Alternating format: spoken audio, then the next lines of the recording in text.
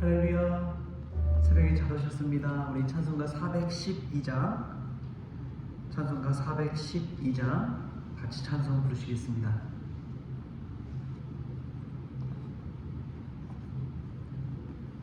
내 영혼의 극히 깊은 데서 맑은 가락이 울려나네. 하늘 곡조가 언제나 흘러나와 내 영혼을 고이 사네.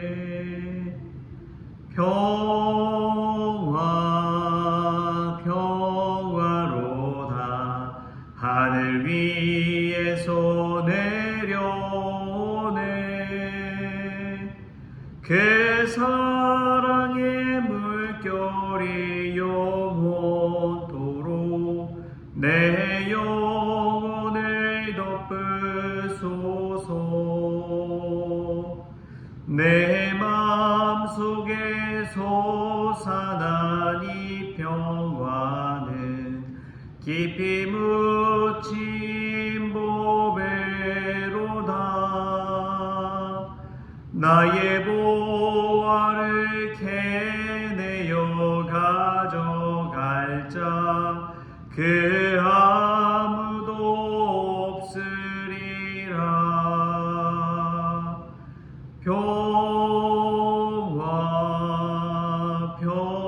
평화로다. 하늘 위에서 내려오네.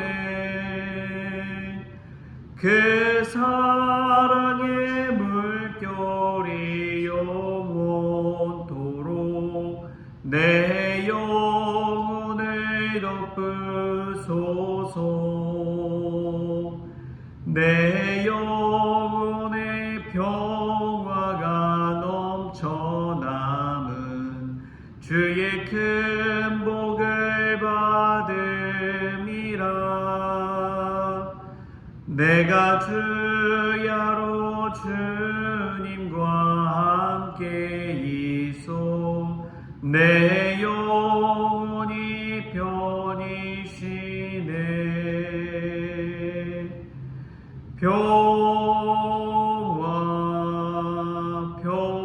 평화로다. 하늘 위에서 내려오네. 그 사랑의 물결이 영원토록 내 영혼을 덮으소서. 이 땅 위에 험하게 가는 동안 참된 평화가 어디 있나. 우리 모두 다 예수를 친구 삼아 참 평화를 누리겠네.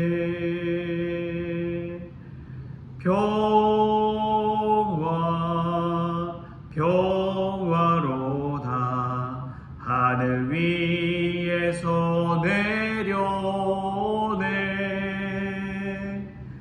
그 사랑의 물결이 영원토록 내 영혼을 덮으소서. 아멘. 우리 사도신경으로 다 같이 신앙 고백하시겠습니다. 전능하사 천지를 만드신 하나님 아버지를 내가 믿사오며 그 외아들 우리 주 예수 그리스도를 믿사오니 이는 성령으로 잉태하사 동정녀 마리아에게 나시고 본디오 빌라도에게 고난을 받으사 십자가에 못 박혀 죽으시고 장사한 지 사흘 만에 죽은 자 가운데서 다시 살아나시며 하늘에 오르사 전능하신 하나님 우편에 앉아 계시다가 저리로서 산자와 죽은 자를 심판하러 오시리라. 성령을 믿사오며 거룩한 공예와 성도가 서로 교통하는 것과 죄를 사하여 주시는 것과 몸이 다시 사는 것과 영원히 사는 것을 믿사옵나이다. 아멘. 오늘 함께 볼 말씀은 요한복음 6장 60절부터 71절까지 말씀 우리 같이 보겠습니다. 요한복음 6장 60절부터 71절까지 말씀 한 목소리로 같이 읽겠습니다. 제자 중 여럿이 듣고 말하되 이 말씀은 어렵도다 누가 들을 수 있느냐 한데 예수께서 스스로 제자들이 이 말씀에 대하여 수군거리는 줄 아시고 이르시되 이 말이 너희에게 걸림이 되느냐? 그러면 너희는 인자가 이전에 있던 곳으로 올라가는 것을 본다면 어떻게 하겠느냐? 살리는 것은 영이니 육은 무익하니라. 내가 너희에게 이른 말은 영이요 생명이라. 그러나 너희 중에 믿지 아니하는 자들이 있느니라 하시니 이는 예수께서 믿지 아니하는 자들이 누구며 자기를 팔 자가 누구인지 처음부터 아심이로라. 또 이르시되 그러므로 전에 너희에게 말하기를 내 아버지께서 오게 하여 주지 아니하시면 누구든지 내게 올 수 없다 하였노라 하시니라. 그때부터 그의 제자 중에서 많은 사람이 떠나가고 다시 그와 함께 다니지 아니하더라. 예수께서 12 제자에게 이르시되 너희도 가려느냐? 시몬 베드로가 대답하되 주여 영생의 말씀이 주께 있사오니 우리가 누구에게로 가오리까? 우리가 주는 하나님의 거룩한 자이신 줄 믿고 알았사옵나이다. 예수께서 대답하시되 내가 너희 12를 택하지 아니하였느냐? 그러나 너희 중에 한 사람은 마귀니라 하시니 이 말씀은 가룟 시몬의 아들 유다를 가리키심이라. 그는 12 중에 하나로 예수를 팔 자로라. 아멘.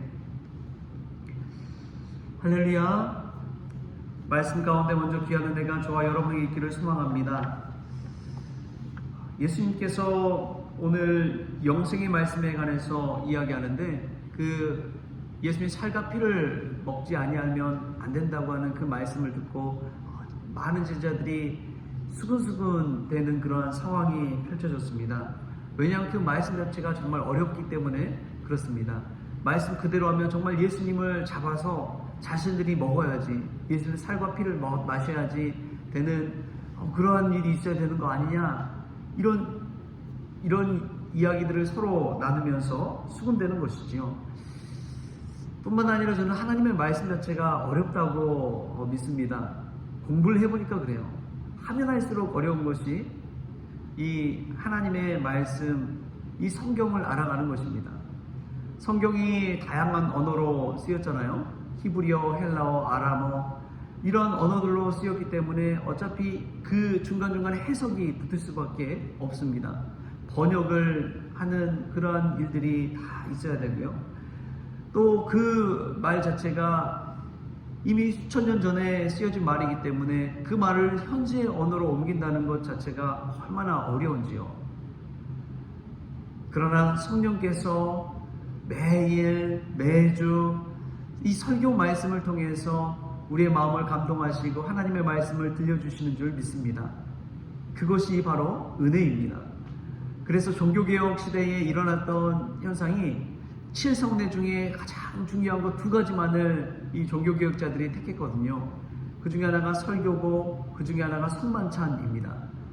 이것들을 가지고 와서 하나님 믿는 믿음 안에서 예수 그리스도를 선포하는 일을 한 것이지요.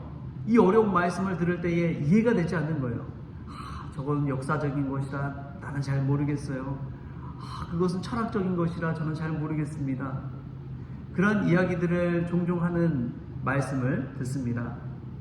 그러나 이 모든 것들은 우리가 잘 알아야지만 예수님을 제대로 알 수 있기 때문에 정말 어려운 말씀이더라도 잘 귀 기울여 들을 수 있기를 소망합니다. 이 말씀을 듣고 어떤 이들은 예수님을 떠나갔습니다. 예수님을 떠나간 이들이 생겨났어요. 그 중에 이제 12 제자도 있지만 그 나머지 많은 제자들이 있었다는 것을 우리가 생각해 볼 수가 있습니다. 그래서 70인 제자들을 파송할 때도 있었잖아요. 그것을 볼 때에 12 제자 외에 더 많은 제자들이 있었는데 이런 말씀이 너무나 어려워서 떠나간 이들이 생겼다는 것이죠. 다시 말하면 믿음 생활하면서 믿음의 걸림돌이 생겨난 것입니다. 근데 예수님 당시의 제자들 뿐만 아니라 우리들도 보면 믿음의 걸림돌이 다 있어요.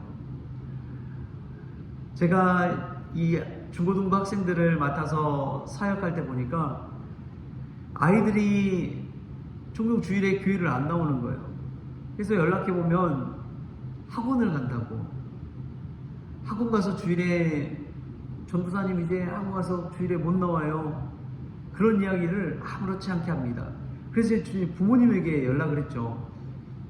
부모님 학원 시간을 좀 조정해 주시면 안 됩니까? 그런 이야기 했는데 부모님도 발쩍 뛰시는 거예요. 전도사님 안 돼요. 우리 아이 학원 가야 돼요. 뒤처지면 어떡합니까? 나중에 대학 가면은 교회에 열심히 다니라고 그렇게 하겠습니다. 그러한 이야기를 하는 것입니다. 이 자녀의 교육이 너무나 중요하기 때문에 교회 예배까지도 소홀히 여기는 그 모습을 보게 되는 것이죠. 세상의 이 교육, 세상에서 살아남기 위해서 그렇게 한다고 하지만 그것 자체가 믿음의 걸림돌이 되어버립니다. 어떤 분들은 돈이 믿음의 걸림돌이 되는 분들이 있어요. 신앙생활 하면서 헌금 설교를 듣고 시험에 들어서 교회를 안 나와버리는 분들이 간혹가다 있습니다. 돈이 믿음보다 훨씬 더 위에 있기 때문에 그렇습니다.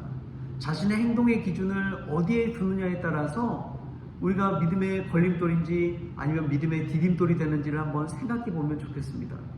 하나님의 말씀이 아무리 어렵더라도 내게 주신 하나님의 은혜, 내게 생명 주시는 분이 누구인지를 우리가 반드시 믿고 나아간다면 그런 것은 부차적인 거예요.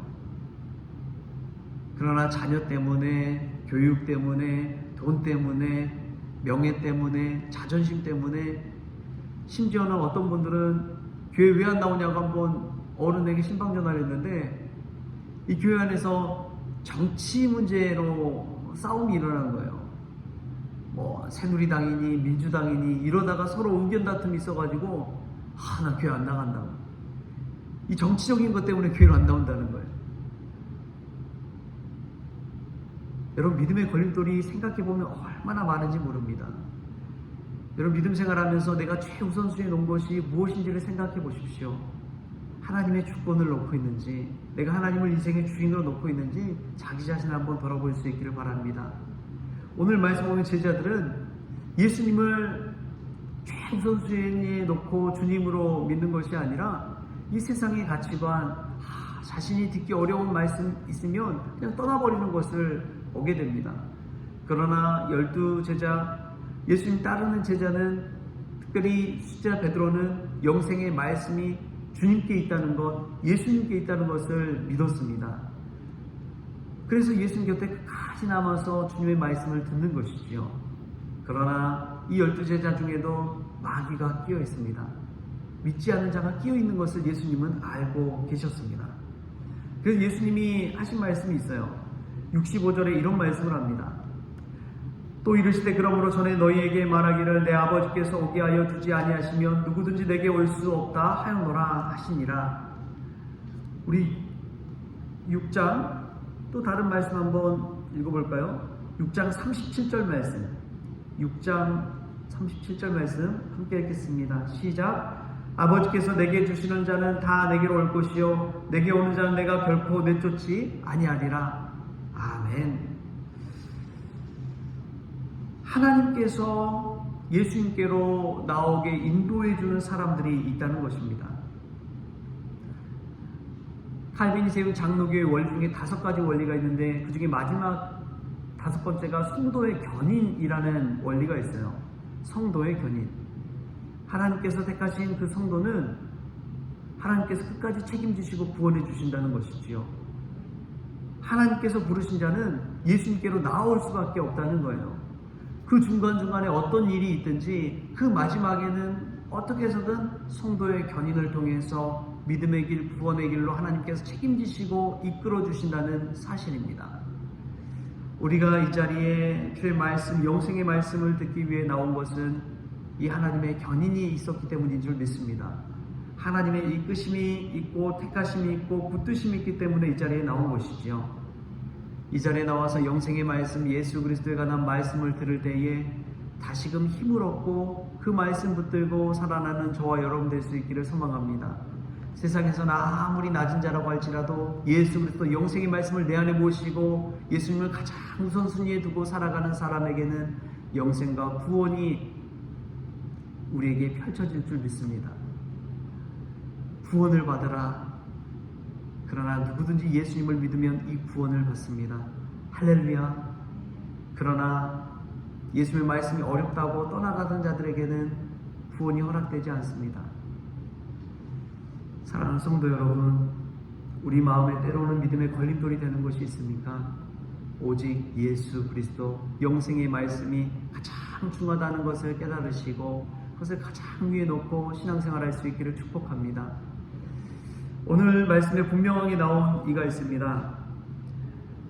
70절에 보면은 이런 말씀이 나와요. 내가 너희 12를 택하지 아니하였냐? 그러나 너희 중에 한 사람은 마귀니라.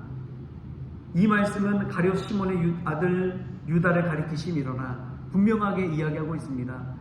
여러분, 가룟 유다는 12제자 중에서 동기 맡은 자였습니다. 재정을 담당하는 사람이었어요. 여러분, 교회에서 재정 담당하는 사람이 믿음이 신실한 사람을 세웁니까? 믿음 없는 사람을 세웁니까? 믿음이 신실한 사람을 세워요. 뿐만 아니라 주변에 많은 사람들의 지지를 얻는 사람을 보통은 동기 맡는 자로 세웁니다. 다른 사람들이 합리적으로 이해하고 또 신뢰할 만한 사람을 세우는 거예요. 근데 12제자 중에 가룟 유다를 세웠다는 것은 가룟 유다가 그만큼 제자들의 신뢰를 얻었다는 것을 알 수가 있습니다. 그 당시에 믿을 만한 사람으로 보여졌다는 거예요. 근데 예수님은 그 중심을 꿰뚫고 있었던 것을 오늘 말씀을 통해 알 수가 있습니다. 그런 사람임에도 불구하고 동기를 맡았다는 것, 동기를 맡겼다는 것, 어떻게 그런 일이 가능할 수 있을까요? 그러나 하나님께서 이끄심을 온전히 믿기 때문에 그렇습니다. 성도 중에 가룟 유다 같은 사람이 없다고는 할 수는 없어요. 심지어 내가 그런 사람이 될 수도 있습니다. 그러나 예수님의 영생의 말씀은 그러한 자들에게까지도 들려지고 선포되고 있다는 것이 얼마나 큰 은혜인지요. 오늘 또 이 영생의 말씀을 내 안에 모시고 내가 온전히 주님 안에 거하는 그러한 은혜를 누릴 수 있기를 좋으신 예수님의 이름으로 축원합니다. 기도하겠습니다. 좋으신 하나님 감사합니다. 하나님께서 끝까지 인도하여 주실 줄 믿습니다. 끝까지 책임지시고 구원하여 주실 줄 믿습니다. 때로는 낙심하고 주님을 멀리 떠난 것 같지만 탕자처럼 아버지를 버리고 떠난 아들처럼 살아가지만 그럼에도 불구하고 하나님께서 끝까지 포기하지 아니하시고 기다려 주셔서 우리를 구원의 길로 인도하여 주실 줄 믿습니다. 하나님, 믿음 생활할 때 때로는 믿음의 걸림돌이 우리 안에 있다는 것을 깨닫습니다. 주님, 그런 걸림돌이 오히려 믿음의 디딤돌 되어지게 하여 주셔서 자녀 때문에 신앙생활 포기하는 것이 아니라 자녀 때문에 더 기도하게 하여 주시고, 물질 때문에 시험 드는 것이 아니라 물질 때문에 하나님의 은혜를 체험하고 감사하게 하시며, 자존심 때문에 신앙생활하는 것이 아니라 나는 아무것도 아니요 오직 예수 그리스도밖에 없습니다, 신실한 믿음 때문에 날마다 기쁨으로 신앙생활하는 우리 성원 가족들 될 수 있도록 복의 복을 더하여 주옵소서. 오늘 하루의 모든 것 주님께 의탁하오며 거룩하신 예수님의 이름으로 기도합니다. 아멘. 우리 주기도문으로 오늘 새벽 기도를 마치겠습니다. 하늘에 계신 우리 아버지여, 이름이 거룩히 여김을 받으시오며 나라가 임하시오며 뜻이 하늘에서 이루어진 것 같이 땅에서도 이루어지이다. 오늘 우리에게 일용할 양식을 주시옵고 우리가 우리에게 죄 지은 자를 사하여 준 것 같이 우리 죄를 사하여 주시옵고 우리를 시험에 들게 하지 마시옵고 다만 악에서 구하시옵소서. 나라와 권세와 영광이 아버지께 영원히 있사옵나이다. 아멘.